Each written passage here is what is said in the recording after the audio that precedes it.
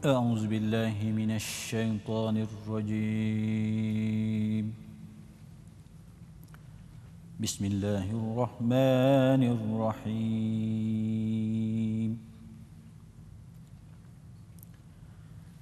كيف تكفرون بالله وكنتم أمواتا فأحياكم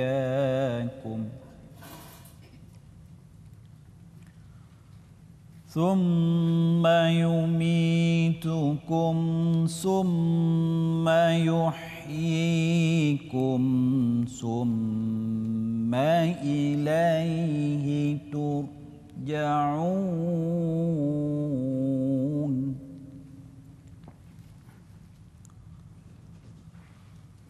هو الذي خلق لكم ما في الأرض جميعا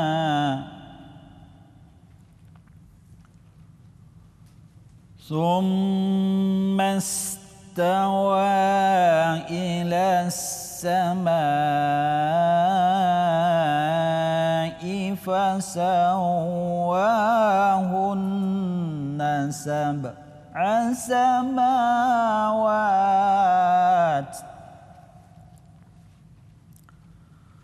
ثم استوى إلى السماء فسواهن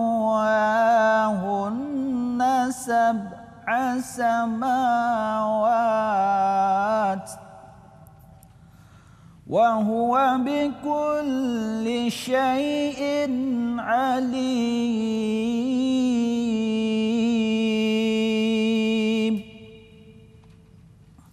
صدق الله العظيم.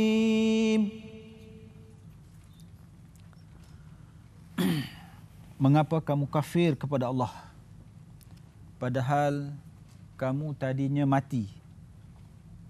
Lalu Allah menghidupkan kamu, kemudian Allah matikan kamu dan hidupkannya kembali, kemudian kepadanya lah kamu dikembalikan. Dialah Allah yang menjadikan segala yang ada di bumi untuk kamu dan Dia berkehendak menuju ke langit, lalu dijadikannya 7 petala langit. Dan Dia Maha mengetahui segala sesuatu yang berlaku. Assalamualaikum warahmatullahi wabarakatuh. Alhamdulillah, walhamdulillah, summa alhamdulillah. Pertama sekali, marilah sama-sama kita bersyukur kehadrat Allah Subhanahu wa Ta'ala di atas limpah inayahnya sehingga kita dapat bersama-sama pada pagi ini bagi menyambung topik perbincangan kita semalam, iaitu mengumpat dan fitnah. Ya, mengumpat dan fitnah. Juga saya masih mengalu-alukan tuan-tuan puan-puan yang datangnya daripada kumpulan Marhaban Nur Hidayah AU 3 Ampang, Ulu Kelang, dan juga Surau Ar-Rahman Presiden 16 Putrajaya. Kita ada 2 jemaah. Jarang kita dapat 2 jemaah sekali ni. Bukan sebab kita takut bergaduh saja. Memang selalunya kita panggil satu-satu. Hari ini 2. Tapi walaupun begitu, kebaikannya kita dapat bertaaruf, berkenal-kenalan antara satu sama lain, antara Keramat dan Putrajaya. Baik, bagi meneruskan topik perbincangan kita, seperti mana yang kita bincang semalam, mengumpat dan fitnah ini adalah suatu benda yang berbahaya. Itu kesimpulan yang kita buat semalam, dia berbahaya. Walaupun dia bukan bersifat macam binatang ataupun bukan bersifat macam orang, tapi fitnah itu adalah satu istilah. Istilah yang mana sesiapa terlibat di dalam kelakuan ini menyebabkan dia akan meletakkan diri dia di tempat yang bahaya dan dia membahayakan orang lain. Baik, untuk itu saya nak mulakan kuliah kita pagi ini dengan soalan. Mana soalan? Sila Puan. Assalamualaikum warahmatullahi wabarakatuh, Ustaz. Waalaikumsalam. Saya Nurili binti Bahman daripada EU3 Keramat. Ingin mengajukan satu soalan. Silakan. Bolehkah kita mereka cerita untuk tujuan kebaikan? Mohon pencerahan Ustaz. Kita buat reka cerita untuk tujuan kebaikan.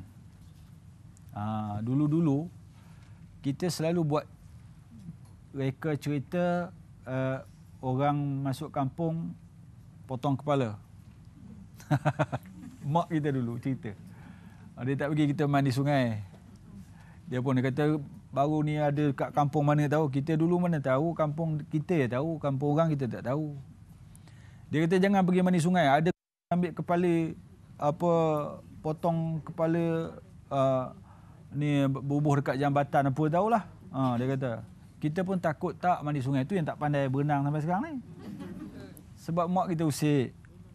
Tu cerita bohong je. Tujuan dia supaya nak selamatkan keadaan. Supaya anak dia tak pergi mandi sungai. Bahaya sungai tu. Anak menangis tengah malam. Bapak turun rumah. Tepuk lantai. Jangan menangis. Tu. Ada hantu tu kat bawah tu. Bapak kita yang tepuk dinding kat luar. Yang bapak tu pun bila dah jadi hantu, jadilah orang balik. Tak jadi orang, sampai mati jadi hantu. Hantu macam-macam. Allah. Sebab itulah kita ni kadang-kadang mak dia suruh jadi hantu sekejap je. Dah lah bang, jadi orang balik. Naik. Patutnya kan. Kita lupa nak bagi tahu jadi orang balik. Tu jadi hantu tu. Keluar malam, balik pagi. Baik. Ada keharusan dia. Jawapan dia adalah ada keharusan dia kita buat cerita palsu ataupun cerita bohong itu untuk tujuan mengajar, mendidik. Sebab tu tujuan mengajar atau mendidik ni, patung yang diharamkan tu memang tak bolehlah kita simpan patung dalam rumah ni. Malaikat tak masuk. Tapi kalau tujuan untuk mendidik anak kita, anak perempuan, cucu kita, cucu perempuan, kita beli patung bagi dia, main patung tu untuk melahirkan kasih sayang, untuk mendatangkan sifat kasih dia kepada budak. Jadi dia main budak tu, main masak-masak, main apa mengasuh budak dan sebagainya, tujuan untuk mendidik. Macam tu juga kita keharusan membawa cerita rekaan ini untuk mendidik. Macam drama-drama tu ialah tu. Drama tu satu cerita yang direka untuk mendidik masyarakat secara melalui drama dan filem. Sebab dunia kita sekarang dah moden. Ajak orang pergi surau, orang tak nak pergi. Ajak pergi panggung wayang, dia pergi. Sebab tu sekarang ni kita kena dakwah melalui panggung wayang pula. Bawa cerita bersifat dakwah, tayang dekat panggung wayang. Jadi ramai-ramai lah lepas main syak dukung lah nak pergi masuk panggung wayang. Sebab kuliah di masjid dia tak nak dengar. Bukan semua orang tak nak dengar lah. Ada yang dengar, ada yang suka tengok pengajaran tu. Tidak sedikit sebenarnya tuan-tuan orang yang sedar melalui filem dan drama. Betul. Pernah tak kita dapat kesedaran dan keinsafan daripada drama-drama TV ni? Kadang kita tengok Allah, sedih kita. Terfikir kita. Tambah pula drama TV sekarang ni, filem-filem pun banyak unsur-unsur dakwah. Kan? Banyak unsur-unsur dakwah yang secara tak sedar kita dapat ilmu di situ. Maka jawapan tu boleh. Ada harus dia, tapi tak sampai peringkat wajib lah. Tak peringkat harus untuk menyelesaikan masalah pada masa itu. InsyaAllah kita rehat sekejap, nanti kita sambung balik insyaAllah.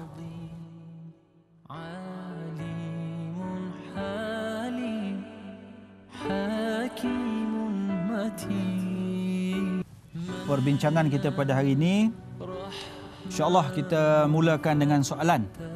Ya, mana soalan? Siapa nak tanya? Assalamualaikum Ustaz. Ya, waalaikumsalam. Saya Puan Yati binti Haji Muhammad Noor. Ya. Dari Surah Ar-Rahman Perisi 16 Putrajaya. Okey, sila Puan. Ingin bertanyakan satu soalan. Ya. Bolehkah kita membuat fitnah untuk tujuan menyelamatkan keadaan? Terima kasih Ustaz. Baik, soalan ni baik. Tapi belum tentu jawapan baik ni. Bolehkah kita buat fitnah untuk menyelamatkan keadaan? Contoh. Saya buat contoh, mudah faham kan? Orang datang nak bunuh kita. Katakan nak bunuh kita. Dia mahu nak bunuh. Dia kata, kau bagi duit. Kalau tidak, aku bunuh kau. Dia kata, duit tak ada kat saya. Duit saya ni simpan dalam bank. Semua ada dalam bank. Kalau nak duit, kena pergi kat bank. Tipu ni kita dalam bank pun tak ada. Dalam bank pun tak ada, apa pun tak ada. Tapi kalau kita tak bagi duit, dia akan bunuh kita. Jadi kita pun tipu. Duit saya semua dalam bank. Tak ada langsung kat rumah. Ada duit. Dia kata kalau cik bunuh saya pun, saya tak boleh bagi duit. Saya tak ada duit. Memang tak ada duit. Dia tipu. Dia kata macam ni lah. Datang lain kali lah. Saya tak ada duit. Saya janji tau. Saya tak ada duit sekarang ni. Kalau cik bunuh saya pun, cik bukan dapat apa.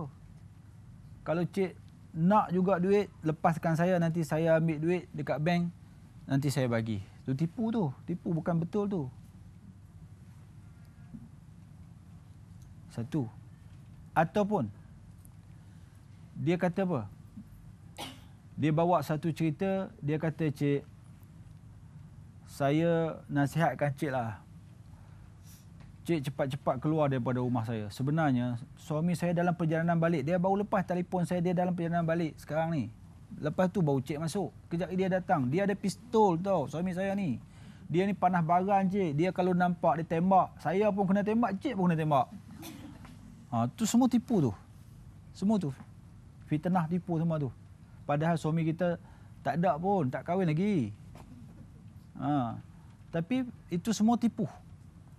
Ada keharusan dia juga untuk tetapi jangan pula kita membawa fitnah. Katakan, cik, duit saya sebenarnya ada kat rumah jiran sebelah, pergi masuk jiran sebelah. Duit saya semua ada kat dia. Dia simpan duit saya.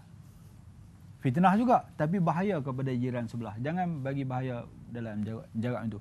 Gunakan fitnah ataupun helah ataupun tipu daya yang tidak menyebabkan orang lain bahaya.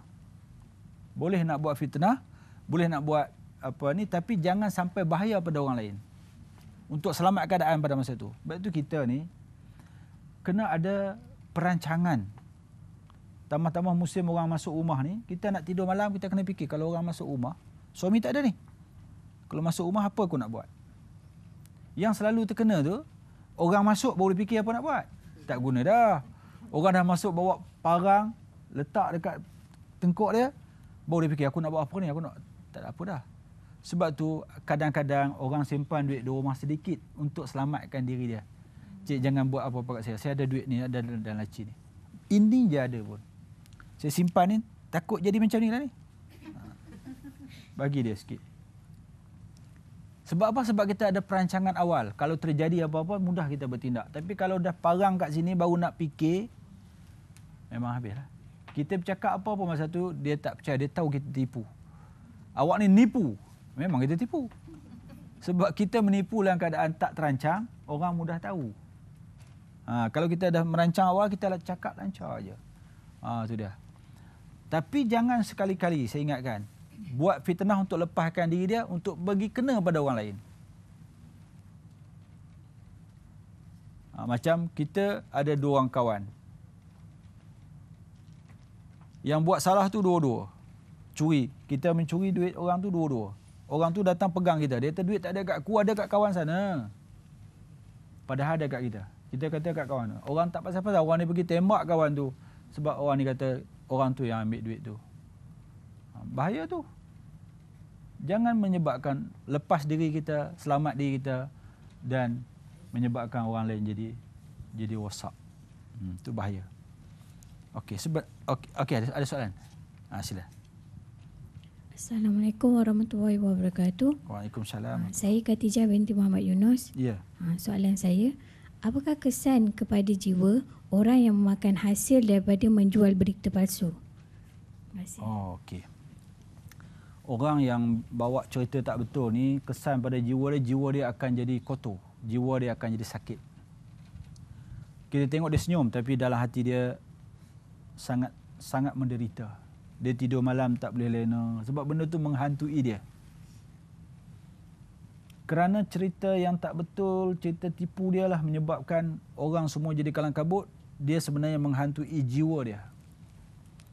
Sebab itulah Iblis pernah datang kepada Nabi untuk menceritakan hal ehwal sebenarnya apabila Nabi tanya. Datang Mal'un kepada Nabi bertanya. Nabi tanya kepada Mal'un, ya Mal'una kam a'da'uka min ummati. Jadi Nabi tanya pada Iblis jawab. Di antara soalan yang Nabi tanya, dia kata, wahai Iblis, bagaimanakah cara untuk mengelak diri daripada engkau menipu? Bagaimana kami nak jaga diri kami daripada engkau tipu kami? Sebab tu bila Nabi tanya, dia jawab dengan ikhlas. Dia tak boleh tipu sebab Allah dah bagi tahu kepada Mal'un ni, kalau kamu tipu dia di depan Muhammad, Allah akan terbakarkan dia menjadi abu. Sebab Allah perintahkan supaya wahai Mal'un, kau pergi depan Muhammad, kau jawab semua soalan yang dia tanya dengan betul. Kalau kau tipu, akan aku terbakarkan kau menjadi abu. Di antara soalan yang Nabi tanya, wahai Mal'un, apakah amalan yang menyebabkan kamu tak boleh nak tipu kami? Kamu tak boleh mengadakan tipu daya ke atas umat-umat aku. Mal'un pun jawab. Dia kata apa? Ya Nabi Allah. Dia kata jika seorang itu hamba Allah telah melakukan dosa dan dia segera bertaubat, yang tu yang aku tak boleh nak tipu dia. Tapi kalau ditangguhkan masa untuk bertaubat, dia akan kekal di dalam tipu daya kami. Sebab itulah kita bila buat salah, lepas buat salah taubat terus. Lepas buat salah cepat-cepat taubat, jangan tangguh. Dia kata aku ingat tengoklah tahun depan nak pergi Mekah nak taubat di sana. Kita yang tahu kita buat salah, kan?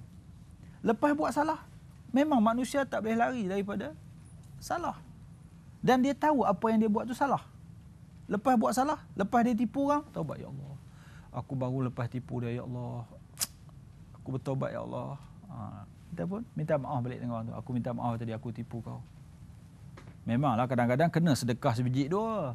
Depang, kau nipu ya. Tak apa, jadi cukuplah. Kena penampal sebiji tak apa. Kalau kita tak minta maaf terus, kita tangguh, kita akan jadi bahan tipu daya syaitan. Lagi kita tak bertaubat atas kesalahan yang kita buat tu. Lepas buat salah taubat, lepas buat salah taubat, lepas buat salah taubat. Bukan suruh buat salah. Tapi maknanya kesalahan yang kita buat itu kadang-kadang tak sengaja. Kadang-kadang sengaja. Banyak sengaja. Salah yang kita buat banyak sengaja. Tapi tak berdaya. Macam mana yang salah sengaja tapi tak berdaya? Tak berdaya untuk tak buat salah. Apa dia?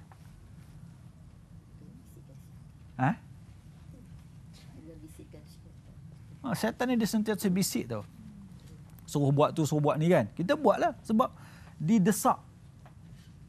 Contohnya kan, kita selalunya kalau kita di rumah kita suka ambil duit suami tau. Yang tak ambil tak apalah, kan. Saya cakap ni yang ambil. Dia nak basuh baju, dia seluk-seluk poket ada duit. Tu dia suka basuh baju. Oh, dia cukup suka basuh baju. Basuh baju seluar, dia ambil seluar seluk-seluk. Ada. Tengok. Allah bil api. Seluk, duit. Ada RM50 dia masuk dalam baju dalam dia. Kita pakai baju dalam tu. So,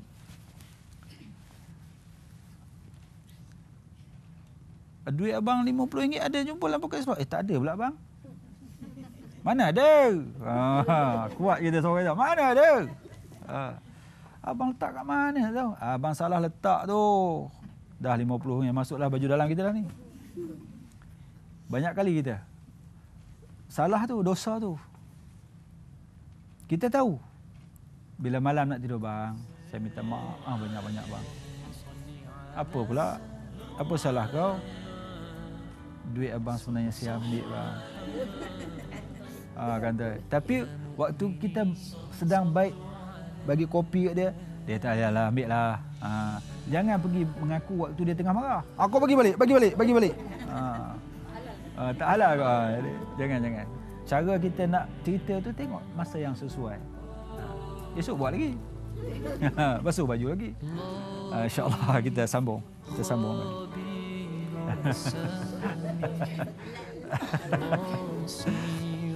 Lagi.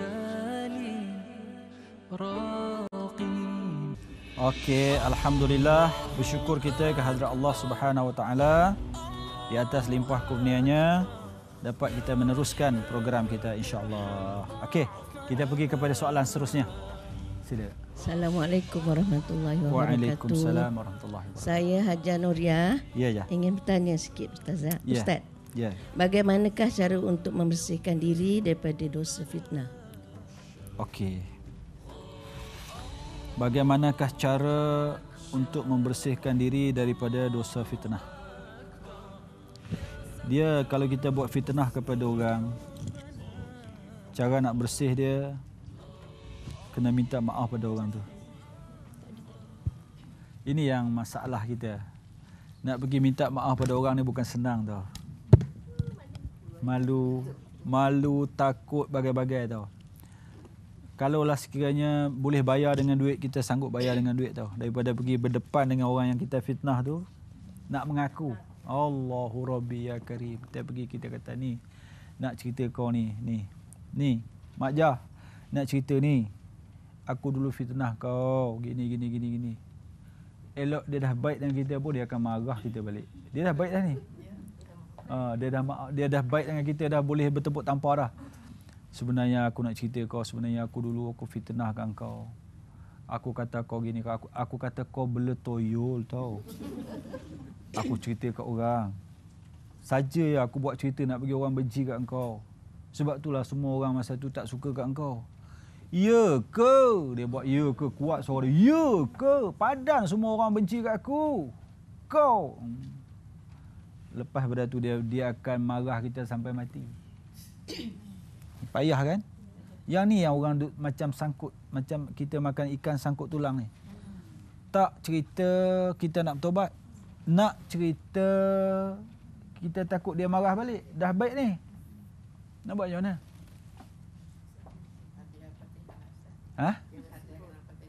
Hadiah Fatihah kat dia.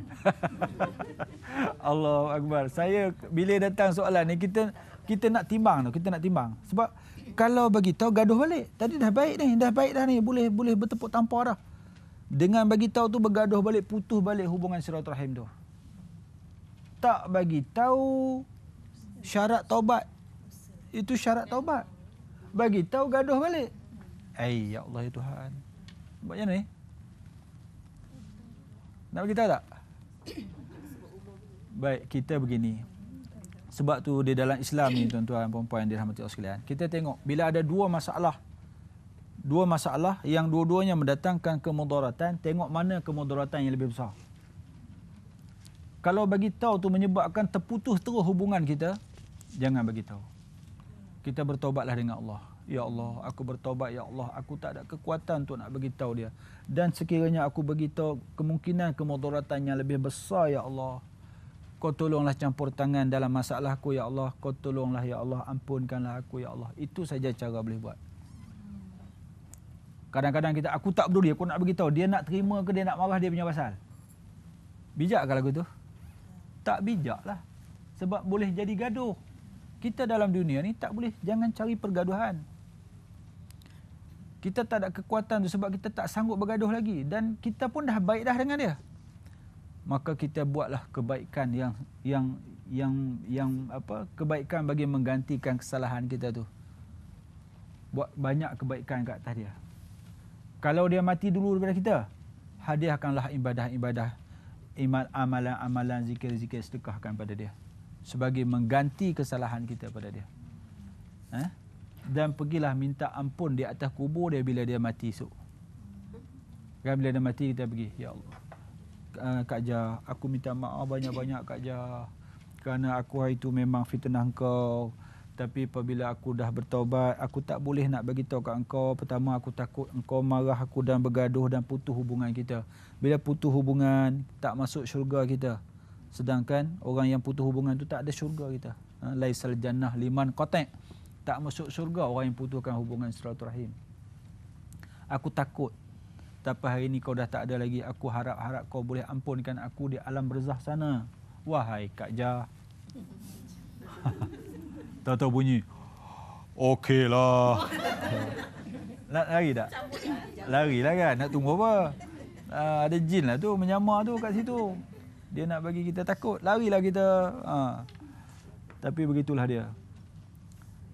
Ataupun kita pergi jumpa anak dia, waris dia lah. Ya. Dia tahu. Kita berjalan atas kubur tu, dia tahu terompah siapa tu atas kubur tu. Dia tahu siapa jalan atas kubur dia. Banyak akan baca selawat di atas kubur dia bagi menghadiahkan. Sebab selawat ni boleh meringankan siksaan ahli kubur. Banyak akan baca selawat atas dia. Hari-hari Jumaat kan kita pergi baca selawat, hadiah kepada dia. Ya Allah, kau ampunkanlah dosa ni, si fulan ni. Dia baik ya Allah. Kita pergi kata dia baik. Dia baik ya Allah. Dia baik ya Allah. Aku yang berdosa ya Allah. Sebab benda-bendanya ni, kalau tak mampu jumpa dia, pergi jumpa anak dia, waris dia. Tu pun tengok kalau anak dia tu jenis baik. Kita panggil anak dia, ni, Mat, makcik nak beritahu, mak kau ni baik sebenarnya. Makcik yang tak baik. Dulu makcik pernah fitnah mak kau, ampunlah makcik. Kalau macam tu dia boleh terima. Anak dia boleh terima lah. Kau ampunlah makcik bagi pihak mak kau. Ya nak. Lepas tu bagi anak kita jadi menantu. Ambil buat menantu kita. Lagi selesai masalah kan. Sebagai tebus kesalahan kita. InsyaAllah. Benda-benda macam ni, saya tahu, saya yakin orang yang tengok TV sana pun, dia pun duk fikir ni. Aku ni, ya Allah, aku nak mengaku macam mana ni, Sama. Dia pun akan fikir macam tu. Kalau mengaku lebih bahaya daripada tak mengaku. Macam seorang isteri buat kesalahan pada suami dia, kalau dia bagi tahu, kena pukul naik aja sebab suami dia kaki pukul. Ada juga macam tu lah. Kalau pukul mudarat kita. Pukul setengah mati kita kalau bagi tahu. Abang, sebenarnya abang, saya yang ambil duit abang. Kau! Dia bangun pang, sedekah kiri kanan. Lembek kita, berdarah-darah kita. Tak payah bagi tahulah. Kita ada duit kita sembunyi-sembunyi masuk dalam poket dia. Dia pun, ini duit yang ni duit apa ni? Tak tahulah, duit abang lah tu. Abang ingat-ingat abang tak masuk dalam poket ni pun. Rezeki lah tu abang. Anggap rezeki je lah bang. Duit kita bayar balik. Bila kita ada duit lah. Tu pun duit dia juga yang bagi kat kita. InsyaAllah. Ada soalan lain?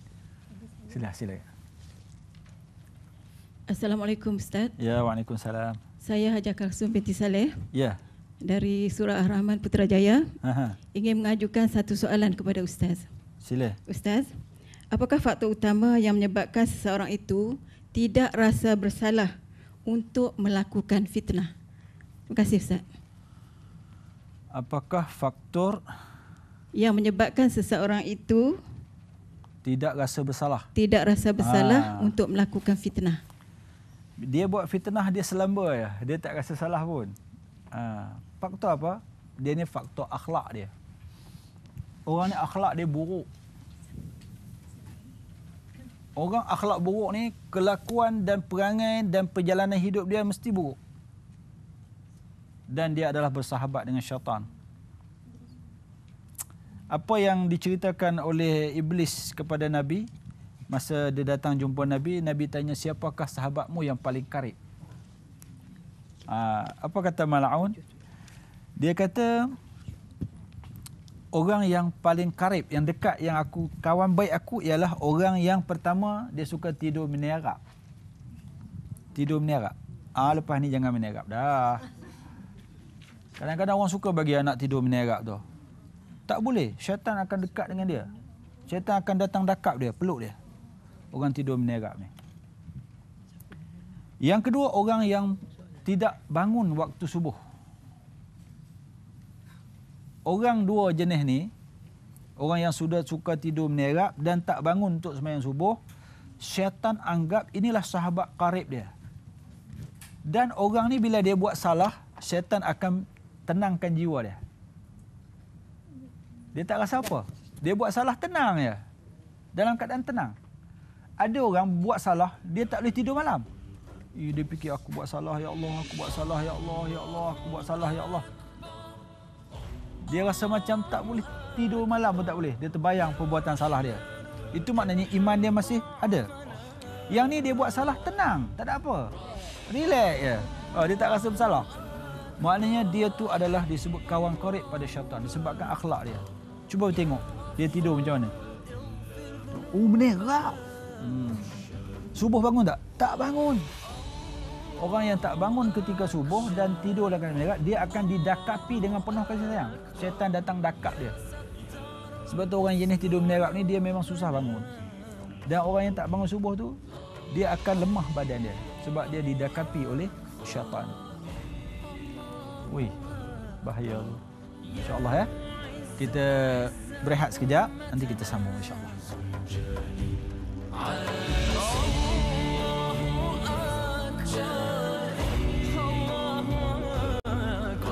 Teruskan program kita di segmen yang akhir ni. InsyaAllah kita mulakan dengan soalan lah. Soalan? Ya, saya ada soalan Ustaz. Assalamualaikum warahmatullahi wabarakatuh Ustaz. Waalaikumsalam. Ya, soalan saya, nama saya Rusalia dari kumpulan Mahaban AU Keramat. Okey. Ya, soalan saya Ustaz, apakah sama hukumnya menyampaikan berita palsu dengan menyembunyikan berita yang sebenar? Apa hukum menyampaikan berita yang tak betul dengan menyembunyikan berita yang sebenar? Baik, kita kadang-kadang kita tak nak cerita benda sebenar kerana bila kita cerita benda sebenar ada masalah. Contoh, anak kita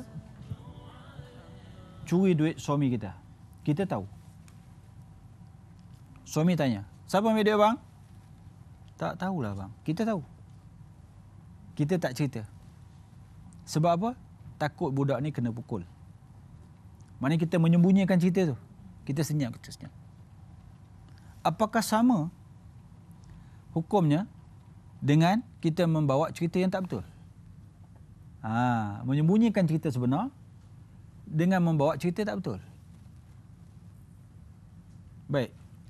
Ada dua perkara di situ. Satu, kalau menceritakan benda sebenar boleh menimbulkan masalah yang besar. Kalau menyembunyikan perkara sebenar boleh menimbulkan masalah besar. Dua-dua itu masalah besar. Maka kita kena pilih jalan menyelamatkan keadaan. Kita yang nampak orang itu buat salah. Orang lain semua tak nampak. Kita tak cerita kat orang. Kita simpan. Kita tengok ada orang mencuri katakan. Kita tengok dia ni mencuri. Kita seorang yang tahu. Tapi kalau kita tak cerita kat orang, siapa pun tak tahu. Kita simpan. Orang duk tanya siapa, kita senyap. Hukum dia berdosa lah sebab kita menyembunyikan ataupun kita tak cerita benda sebenar. Kita cakap bohong. Tetapi kalau orang yang mencuri tu kita tengok, dia ni kesiannya, nak makan kena curi, nak makan je. Nak beli susu anak, kena pergi mencuri telur ayam, jual nak beli susu anak. Kita kalau aku cerita kat orang, dia ni tak pasal-pasal, kena belasah je. Kalau aku tak cerita, berdosakah aku ni? Itu persoalan kita tanya. Berdosakah aku ni, aku tak cerita? Kalau aku cerita, budak ni nanya je, kena pukul. Tapi kalau aku tak cerita, dia selamat sebab dia bukan dia curi nak kaya, curi nak bagi anak makan je. Kalaupun jatuh hukum, dia ni tak sampai ke masuk penjara. Sebab dia mencuri itu kerana nak menyelamatkan anak lapar. Nak cerita tak? Tak usah ceritalah. Tak? Sebab orang tu bukan rugi banyak mana pun, bukan mudarat pun, dia bukan luak pun harta dia. Bukan luak pun harta dia. Kalau orang tu mencuri telur ayam 10 biji, tak miskin pun dia. Orang ni pun tak kaya pun. Tapi oleh kerana menyelamatkan, sebab kalau jatuh pun hukuman, dia ni bukan kena apa pun sebab dia miskin. Kerana nak makan, kerana nak bagi anak makan. Sebab tu kita kena timbang betul-betul. Timbang. Bukan dia tak sunat. Dia kita bohong, kita menyembunyikan benda tak sampai ke sunat, harus dia tak boleh sampai sunat. Macam tipu sunat tu bukan ada sunat. Harus tipu harus untuk menyelamatkan keadaan. Sebab tu dalam Islam ni penuh ada benda-benda yang helah tertentu.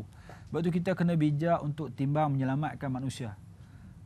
Dia kata al-muslimun, Nabi kata al-muslimun man salimal muslimun min lisanihi wa yadihi. Yang dikatakan orang Islam itu ialah orang yang menyelamatkan orang Islam yang lain dengan lidahnya dan dengan tangan dia. Itu kita selamatkan orang tu dengan lidah kita. Ataupun dengan tangan kita. Kita tengok orang tu nak pergi buat benda tak elok, kita pun pergi tarik tangan dia.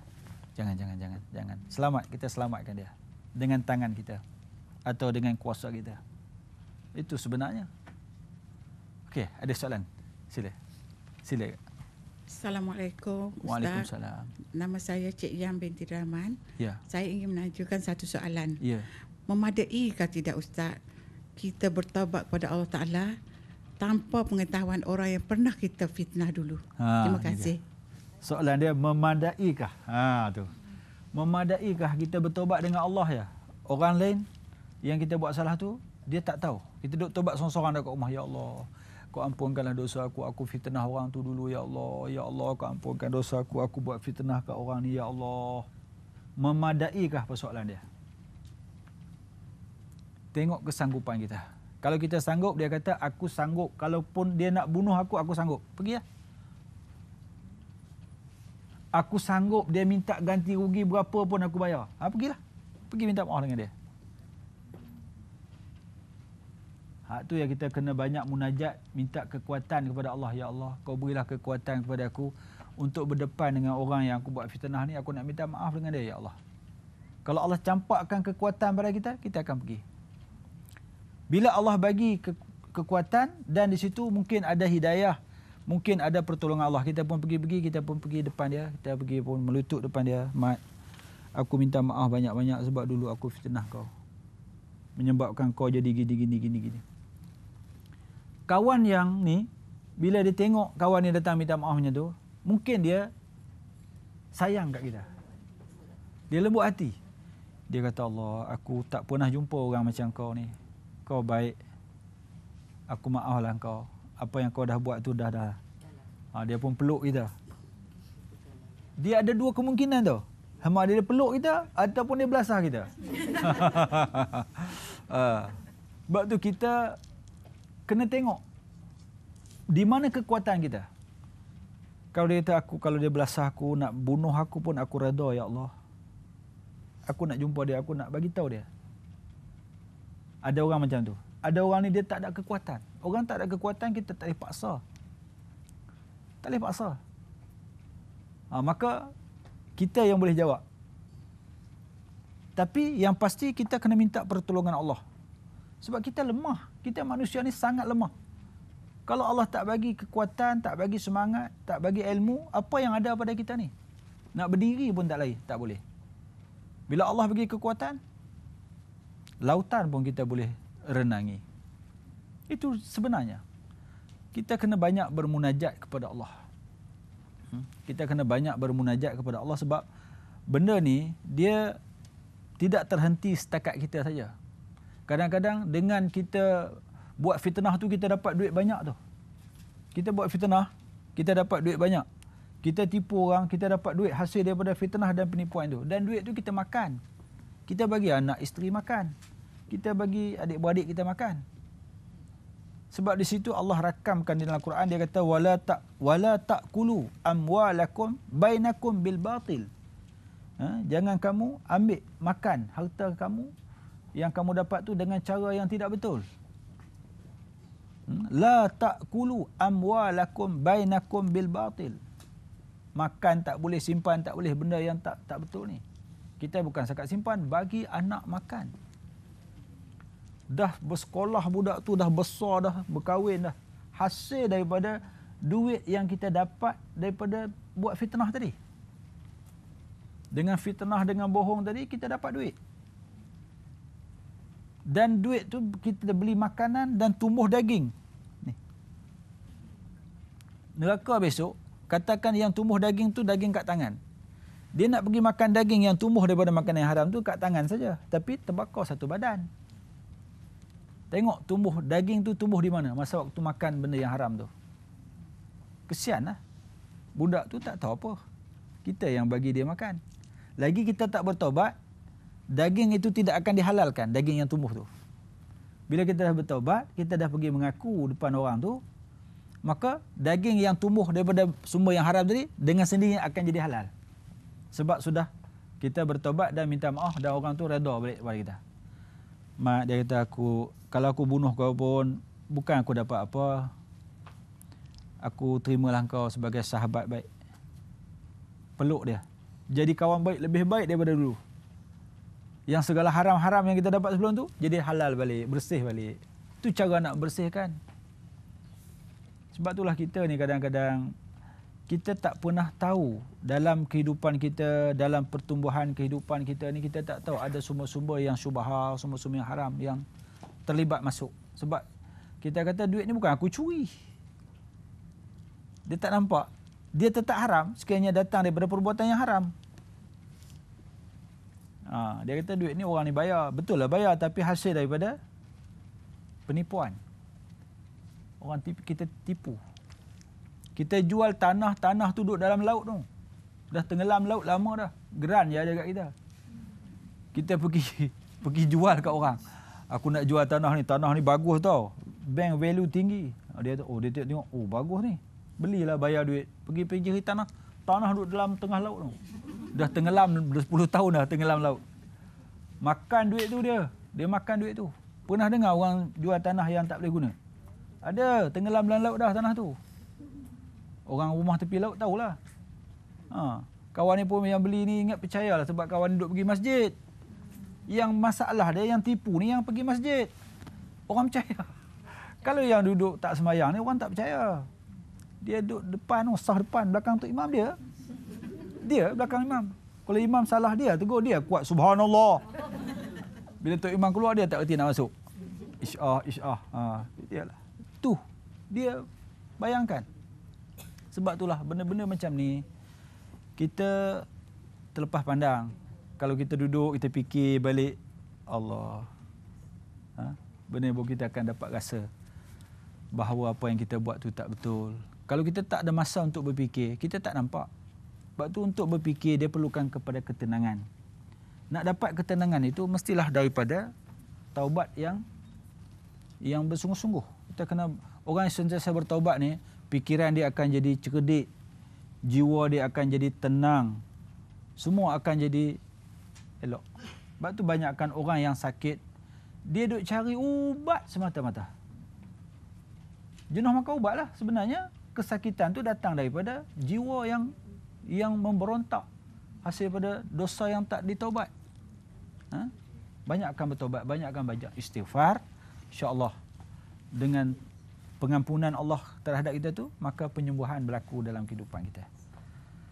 Allahu Akbar. Selama 2 hari kita membicarakan tajuk ini. Mudah-mudahan Allah akan merahmati kita semua dan beri hidayah kepada kita untuk kita meneruskan kehidupan di atas sisa-sisa usia yang Allah bagi kepada kita.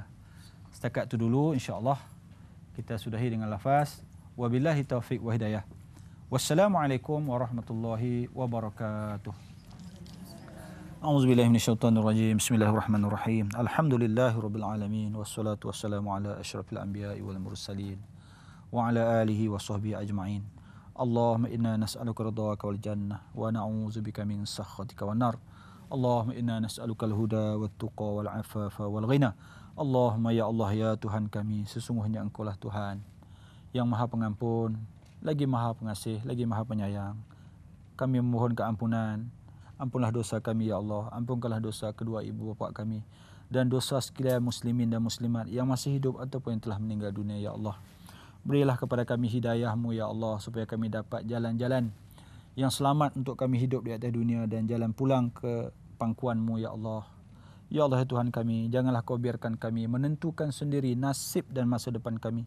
Sesungguhnya kami tidak tahu apakah yang akan terjadi selepas ini. Jika Kau mengutuskan para malaikat-Mu untuk menulis nama-nama ahli syurga, tulislah nama-nama kami yang ada di dalam studio ini dan juga yang menonton TV ketika ini. Rabbana atina min ladunka rahmah wa hayyi' lana min amrina rasyada. Rabbana atina fid dunya hasanah wa fil akhirati hasanah wa qina azabannar. Wa sallallahu ala sayyidina Muhammad wa ala alihi wa sahbihi wa baraka wasallam. Walhamdulillahirabbil alamin. Taqabbalallahu minkum. In that hour of need, when I was so lost, so lonely, you came to me, took my breath away, showed me the right way, the way to